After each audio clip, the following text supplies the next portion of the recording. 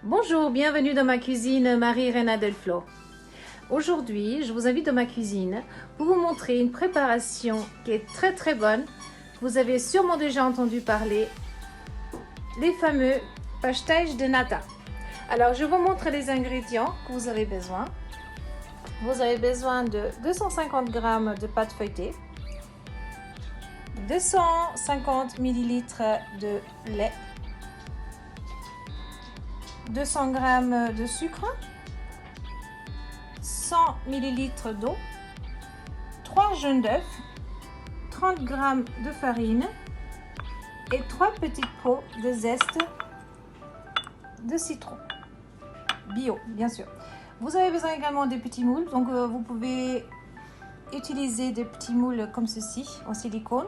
Si vous en avez en aluminium, tant mieux. Parfois, il y a aussi des plaques, j'en ai pas aujourd'hui, je les ai prêtées, des plaques avec 6 moules dedans. Vous pouvez aussi également les utiliser. A tout de suite pour notre vidéo. Voilà, donc j'ai étalé ma pâte feuilletée que je vous ai montrée. Vous voyez, je l'ai étalée sur à peu près 1 cm. Il faut former une forme rectangulaire, comme je vous ai montré là. Si vous n'avez pas un support donc pour étaler vos pâtes, vous pouvez également fariner un petit peu votre plan de travail, pas beaucoup, et donc l'étaler sur un petit peu de farine. Donc les pâtes feuilletées, vous pouvez vous les procurer déjà surgelées chez Picard dans un bloc de 250 g. Vous pouvez également les pâtes qui sont déjà enroulées au supermarché utiliser également, donc vous utiliserez à ce moment-là deux, donc vous ferez des découpages et vous essayez d'assembler doucement pour que ça fasse donc une partie entière donc dans le collage. Et puis vous avez également la possibilité, comme moi, donc de faire votre pâte feuilletée vous-même à la maison. Donc je l'ai faite, je l'ai laissée reposer 3 heures au frigo et donc ça donne une pâte feuilletée vraiment très consistante et très élastique. Alors voilà. Ça, c'est la pâte feuilletée. Maintenant, juste pour vous expliquer, les pastéis de nata, ils viennent de à peu près de 1836-1837. C'était une raffinerie de sucre qui se trouvait à Belém. Et c'était donc des monastères. Et donc le monastère, un jour, il y a une nonne qui a décidé de faire un petit gâteau, donc des petits gâteaux dans des petites moules comme ça, et d'utiliser donc leur sucre de canne raffinée. C'est pour ça que moi j'utilise uniquement du sucre de canne quand je fais mes pastéis de nata, parce que ça lui donne un goût vraiment magnifique. Donc elle a utilisé donc le sucre de canne avec donc sa pâte qu'elle a fait elle-même feuilletée, et ça a donné les pastéis de nata. Donc ça a connu un vif succès à Lisbonne, mais comme Belém c'était loin de Lisbonne, donc il y avait des bateaux à vapeur qui faisaient tout le chemin jusqu'à Lisbonne et qui ramenaient donc des petits pastéis de nata, jusqu'à un jour, il y en a un qui a décidé de s'installer et d'ouvrir une pâtisserie qui s'appelle Pastéis de Nata de Belém à Lisbonne. Donc d'où la renommée des fameux pastéis de nata. Voilà, bon, à tout de suite pour la préparation. On va partir à la cuisson. Alors voilà,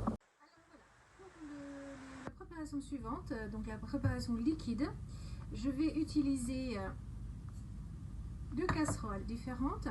Donc une que je vais donc utiliser pour le lait et l'autre pour l'eau et le sucre. Alors pour commencer, je utilise la farine et je mets juste un petit peu de lait. Voilà, comme ceci. Et je vais la dissoudre. Comme ceci. Voilà.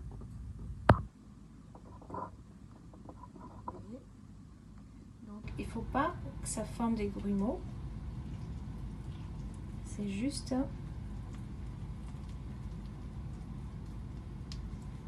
voilà. Donc la farine, ce sera une farine que vous allez utiliser sans levure. Farine normale. Je rajoute encore un petit peu d'eau. De lait, pardon. De lait. Hein. De lait et farine. Voilà. Vous voyez. Voilà. Surtout pas qu'il y ait des grumeaux. Elle est bien liquide, homogène.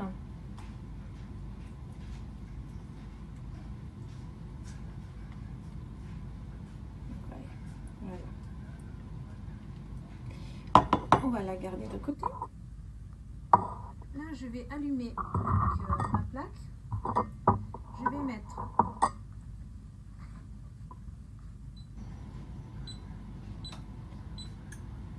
la casserole où je vais mettre du lait. Je le mets à thermostat 5. Donc le lait, il ne va pas bouillir, il va juste chauffer. Donc je rajoute, comme je vous ai dit tout à l'heure, le lait. Voilà. Je rajoute également les zestes de citron.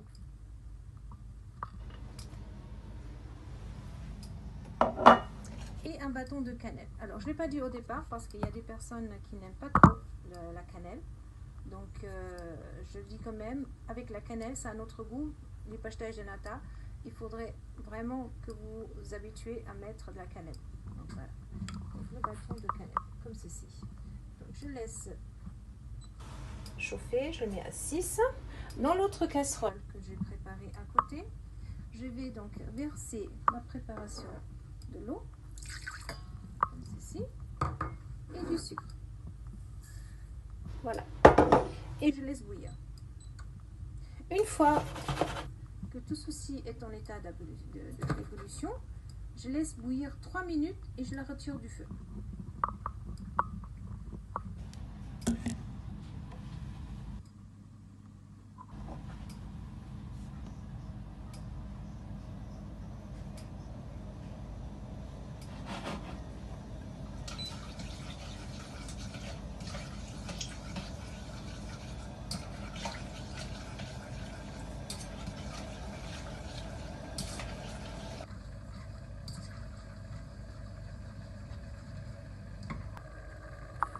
Donc voilà, dès que ça commence à bouillir, on va compter 3 minutes.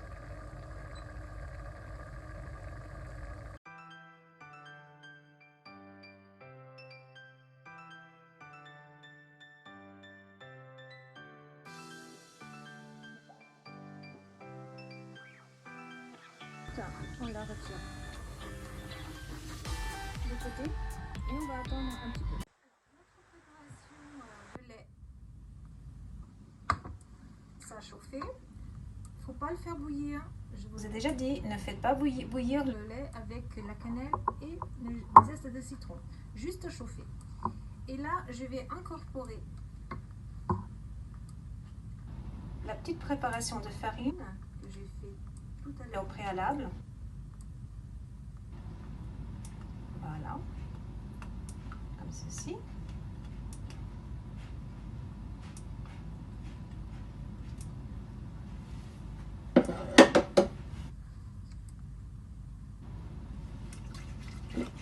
En tuyant énergiquement. Pas que ça crée non plus des grumeaux. Voilà.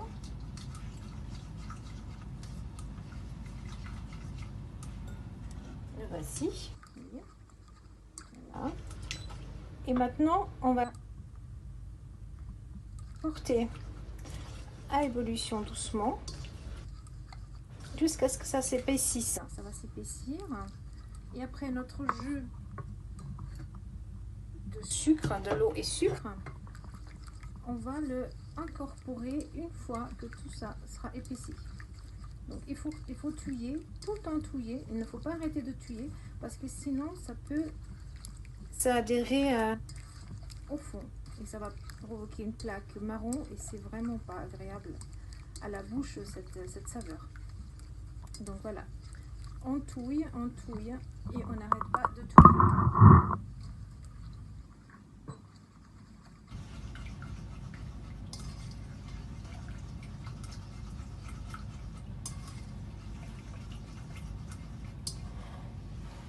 Vous voyez comment ça épaissir.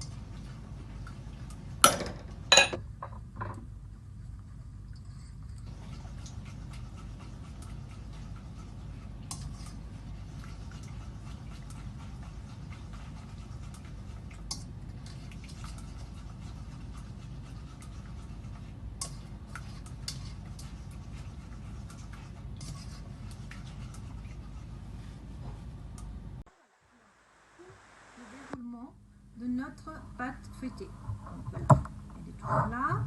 Donc nous allons tout doucement, vous allez prendre les petits rebords comme ceci. On va la soulever tout doucement, hein, délicatement. Voilà, vous prenez les petits bords comme ça, de tous les côtés. Voilà. Donc, et vous allez l'enrouler comme suit. Vous voyez? Voilà. Donc, il faut que ce soit enroulé partout, identique.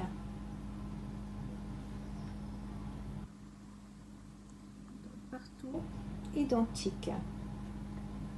Comme ça, vous voyez? Voilà.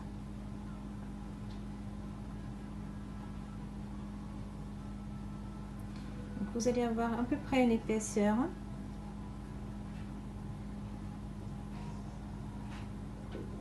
Voilà. De 3 à 4 cm d'hauteur, c'est normal. Voilà. Elle est là. Donc, maintenant, je vais prendre un couteau. On va découper la pâte.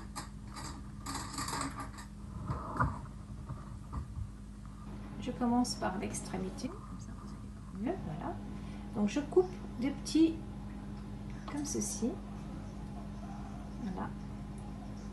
Vous voyez, des petits rouleaux. Et je vais les coloquer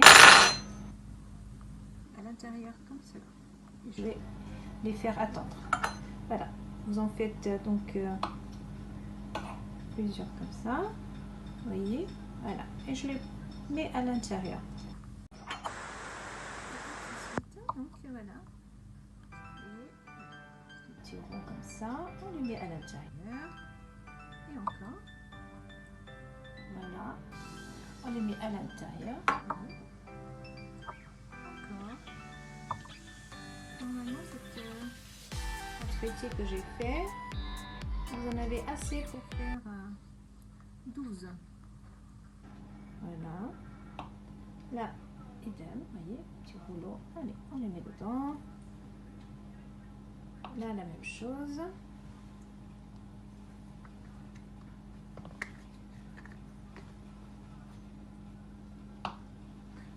Là, la même chose. Là, idem. Encore.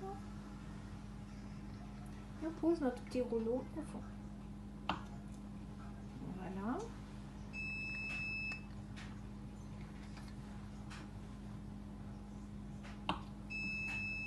Voilà. Voilà.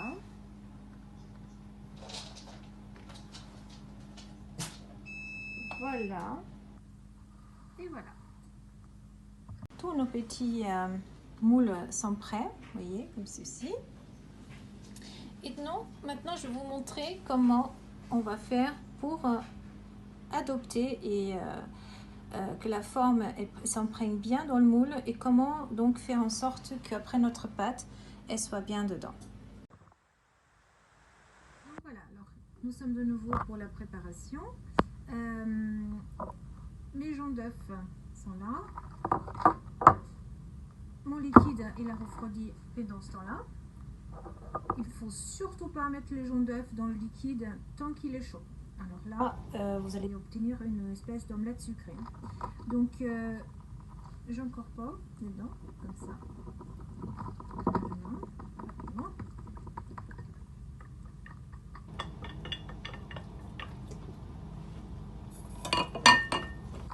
Et un mélange jaunâtre.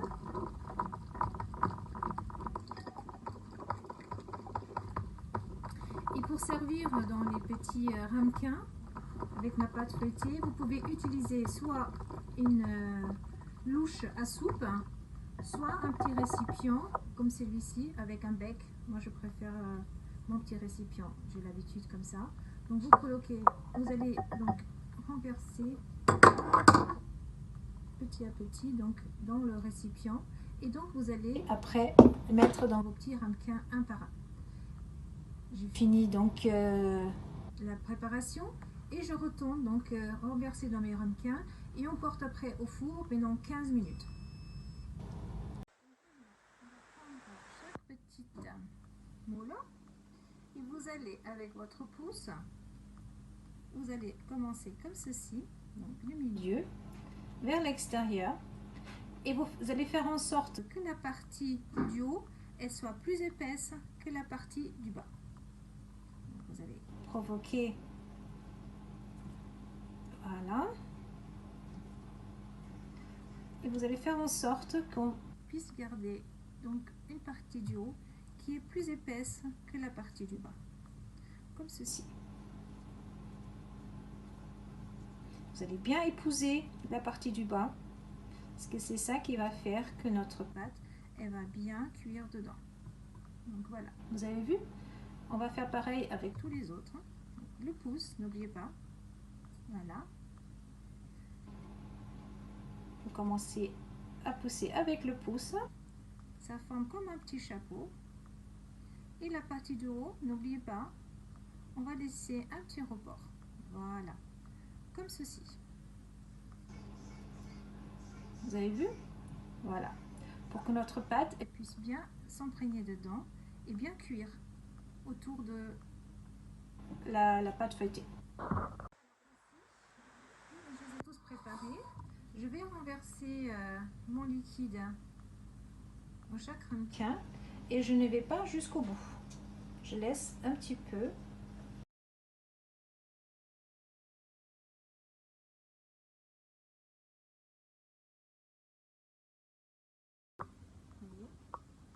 Et je vais enfourner le tout pendant 15 minutes.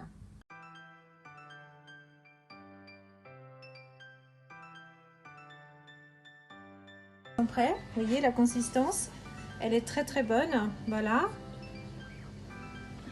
Je vous souhaite une très bonne dégustation, plein de choses et plein d'explosions dans le palais, et je vous dis à très bientôt pour une prochaine vidéo. Tchuss!